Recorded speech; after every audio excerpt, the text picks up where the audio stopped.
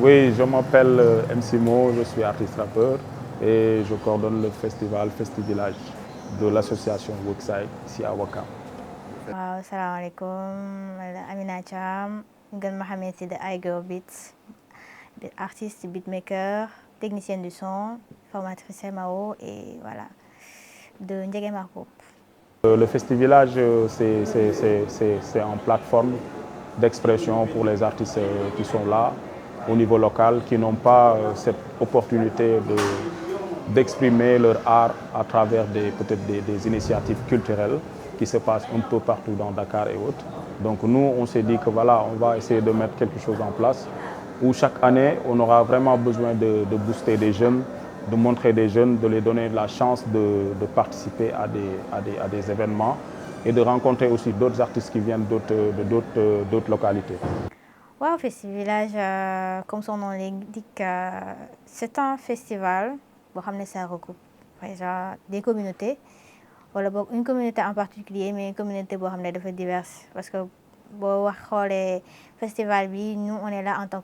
tant que collaborateur wala collaboratrice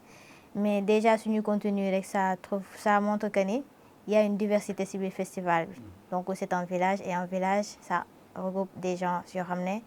mën nañ bokk ay idées wala mën nañ bokk ay fu ñu jugee wala mën nañ ko bañ a bokk donc c'est un festival boo xam ne c'est un festival buy regrouper et voilà impression bi ma ci am mooy c'est une très bonne initiative déjà su fekkoon ne am na problème du ñu nekk di wax ay 4e édition première édition la ñuy wax après ñu pare ci mais là on est à notre 4e édition nekk suñu première participation donc am nañ ci mbégte ak kontaante. Ouais, bon, l'idée est venue après la création de l'association en 2016, en 2015 même. Donc on a commencé à faire des activités de gauche à droite. Mais après l'arrivée de la MCI, donc on a eu à collaborer avec la MCI sur beaucoup d'années. Donc on a commencé par des conférences hip-hop. Bon, la particularité de cette édition, c'est qu'on a voulu quand même impliquer tout le village, c'est-à-dire tout ce qui sont, disons, les associations sportives qui sont là, les ASC, le club et tout, et aussi les associations féminines qui sont aussi au niveau de Ouakam. On a voulu quand même de les impliquer, d'essayer de voir maintenant le projet, comment allons-nous faire pour que ça soit, pour travailler surtout sur le côté sur l'appropriation locale. Donc on a voulu quand même impliquer tout le monde. Waaw déjà Festivillage bi domaine yi mu laal dafa bëri ci ren genre déjà laal na sport laal na violence ci côté thème li nga xam ne moom mooy panel bi def ci ouverture bi donc culturellement parlant li ma jëlee déjà ci panel bi mooy panel bi def na en sorte que ni ñi nga xam ne ñoom ñoo fa nekk kon gën nañu bàyyi xel ne par exemple association sportive et culturelle maanaam ASC gars yi dañoo délaisser partie culturelle bi léegi je pense que ni à travers le panel qui a été tenu ñu ngi bàyyi xel ne même bu fekkee ne y a le sport culture bi dafa war a gën a feeñ par rapport ak li nga xam ne moom lañ xamee woon ASC donc partie boobu noonu domaine culturel bi festival bi gën na ko feeñal d'accord et soo ñëwee aussi ci partie formation yi culturellement parlant c'est dynamique parce que ñii ñu ngi def MAO ñii ñu ngi def photo ñii ñu ngi def vidéo ñii ñu ngi def marketing musical te loolu noonu yëpp mënoo ko génne ci culture. Et sur cela, on avait décidé aussi de discuter sur un thème qui s'appelle sport et violence. Donc un thème qui nous parle tous, que voilà, que Ouakam, tout le monde sait que c'est quand même un village qui aime trop le foot, qui sont un village vraiment qui sont à 100% dans le sport. Et c'est pour cela qu'on a voulu quand même mettre ce genre de sujet-là, d'en parler avec tout le monde. Et on ne voulait pas quand même que ça soit tout simplement nous qui faisons tout. Ouais, ça a été un défi, hein? Genre lu ñu doon xool nan lañ koy defee mu yemb la ba pare mu mate loolu lañ doon xool parce que ci 4 jours mënoo ci former nit surtout mu nekk koo xam ne mus ko jàng. Tu peux pas prétendre dire que tu vas former cette personne. Tu vas peut-être l'initier mais initiation bi sax du mat parce que formation technique là et il y a beaucoup de manipulations à faire maanaam ki koy jàng ndongo li war na mën a au moins su génnee ci formation bi mu mën a defal boppam maanaam mu autonome mais sur 4 jours c'est vraiment très peu et surtout mu nekk ay débutants par contre ñun yàlla may nañu bi nekkul suñu première fois daan nañ am ay jours yu gën a gàtt daan nañ def ay formation on va dire des ateliers de formation ci benn jour 2-3 jours donc 4 jours et avec aussi des gens yoo xam ne ils sont déjà dans le milieu donc ils sont déjà dans le milieu de la musique certes defuñu beatmaking mais certainement am nañ ay xarit ay mbokk yoo xam ne ils le font gis nañ leen ñuy liggéey ci liggéey bi et ils ont voulu découvrir donc nous on est là on leur montre déjà le travail comment ça se fait on les accompagne ci début bi expliquer leen le logiciel expliquer leen certaines notions de base après nag on les invite à voilà faire de l'accompagnement ou bien à faire en sorte que après ñu gën ci mën a xuus et nous on est prêt à les accompagner. Maintenant c'est sur ça 145 et ça on change pas le temps. Pourquoi? Parce qu'on est venu sur le sample, on a mis en mode stretch. Et stretch c'est pour permettre. Ok, moi je suis Jean-Stéphane Koulaï, je suis musicien, apprenti beatmaker, on va dire jeune beatmaker et je viens participer à Festivillage. Déjà, il faut dire que c'est une très belle initiative déjà de pouvoir permettre ce genre de formation. Et pour mes impressions, j'ai été vraiment bluffé, on va dire, parce que j'utilise un logiciel déjà que je ne maîtrisais pas vraiment et avec notre formatrice et toutes les personnes qui sont là, j'arrive à apprendre et à me débrouiller quand même. Et c'est vraiment une très belle initiative et j'apprécie. Oui, certainement, certainement. Déjà comme je disais, j'acquiers déjà une connaissance sur un séquenceur, un nouveau séquenceur, pour ma part, parce que je ne travaille pas là-dessus. Et ça me permet de pouvoir découvrir encore certains éléments rattachés déjà à ce séquenceur-là. Et puis aussi une richesse musicale, parce que déjà nous on fait de la musique assistée par ordinateur, donc la MAO.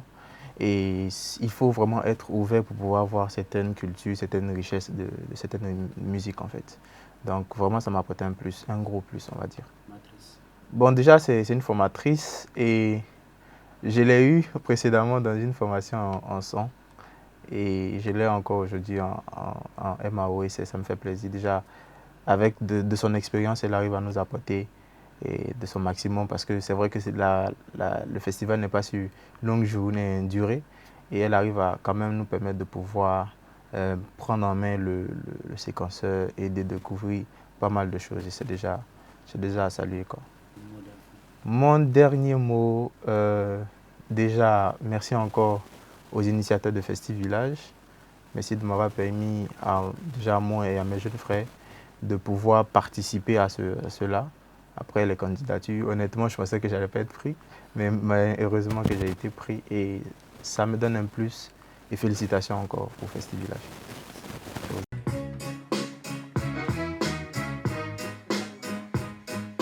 Assalamu alaikum, man la Khali Fall, ñu gën ma xamee ci DJ Khali. Ma ñëwoon ci festival Workside, amoon ay formation yu fi am, ma ñëwoon ci formation DJ bi ak Freemix bi quoi. waa programme bi waa Workside la ak waa Mako Def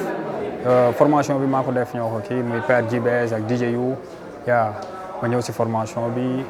pour gën a yokk sama xam-xam ci côté DJing bi quoi. ñu bëri ñoo xamante ni ñi ngi kii ndax parce que formation dafa doon loo nga xamante ni bu bëree ba bëri rek amaana li ñu bëgg a jox nit ñi ci xam-xam du fu mën a kii quoi moo tax ñu limité xam naa personnel bi waroon na ñëw quoi ñu limité leen quoi. parce que gis naa ni ku ma xam ku gis vidéo bi dana xam man maay kan xam nañ ma ci sama job ci côté DJ yàgg na parce que maa ngi job ci ay show de yooyu ak yooyu yëpp mais teewul Père JBS ngi fi yuwoo ngi fi comprendre nga ñooñu dañuy joxe xam-xam dëgg moo tax ma jógee dëkk ak dëkk ñëw pour wut ci xam-xam boobu te wàññiw ci dara ci man quoi ci ak DJ Khali bi ma doon quoi wàññu ci dara mënoon a am genre festival yu mel nii yu bëri ci Sénégal day gën a avancé loo nit ñi ak ñi nga xamante ni bëgg nañ ci benn métier boo xamante ni ñi ngi koy def te xamuñu yoon bi genre festival yi ñoo la mën a teg ci yoon parce que man maa ngi nekkoon DJ mën naa def lépp mais tegu ma woon ci yoon quoi léegi tey xam naa lan mooy yoon bi quoi. di gërëm gars yi di bége waa Worksite di bége ñëpp maa ko def waaw Père Jibez di yu maa ngi jaar ñëpp di leen bége jaajëf.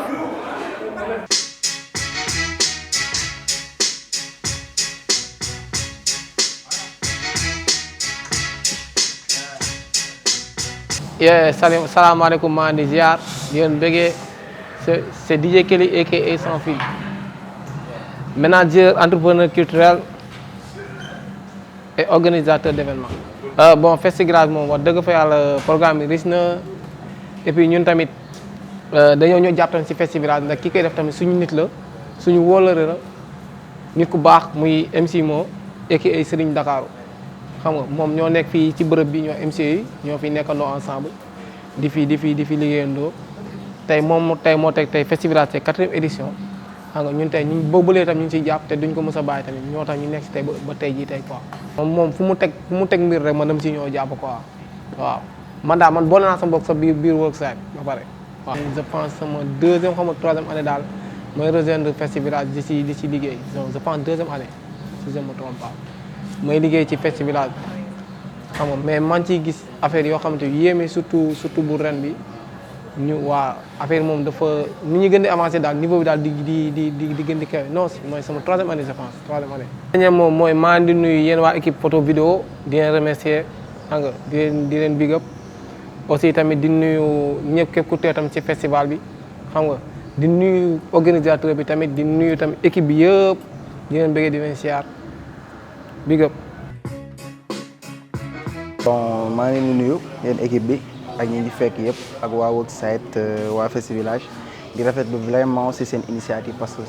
dafa nice nga jël ay jeunes yoo xamante ne dañoo am passion nga leen ciy former tu vois. man maa ngi tudd Khadijatou Gueye maa ngi dëkk Parcelles nekk étudiante. waa dama ñëwoon ci formation waaw bien sûr instant bi kay moom mën naa ne def naa amélioration te. am naa connaissance yu bëri. man j'étais là parce que dama bëggoon def dama nekk passionné de photo vidéo te ci Worksite yi am na photo vidéo am na DJing am na marketing musical man nag photo vidéo laay def te vraiment ni ma commencé vraiment ça va quoi maa ngi ci gis sama bopp bu baax a baax. waaw yokk naa ci xam-xam bu bëri waaw surtout ci vidéo yokk naa ci xam-xam bu bëri am na yu ma ci xam loon te maa ngi koy commencé xam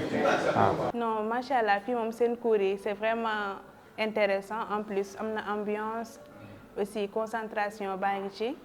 waaw vraiment ñaan naa ko bëgg naa ko trop parce que lii moom initiative bu nice la di ci féliciter aussi suñu grand MC Mo wax dëgg grand bu cool la ñun ci école bi lañ nekk mais vraiment il est toujours là et présent bu defee lii du ñu bett quoi vraiment te ñun aussi dañuy ñaan yàlla dem ba def ñoom li ñuy def nii organiser ay Worksite ay festi suñu biir koñ vraiment di ci former yeneen jeunes wax dëgg neex yàlla. naa rek di leen remercier initiateur projet bi.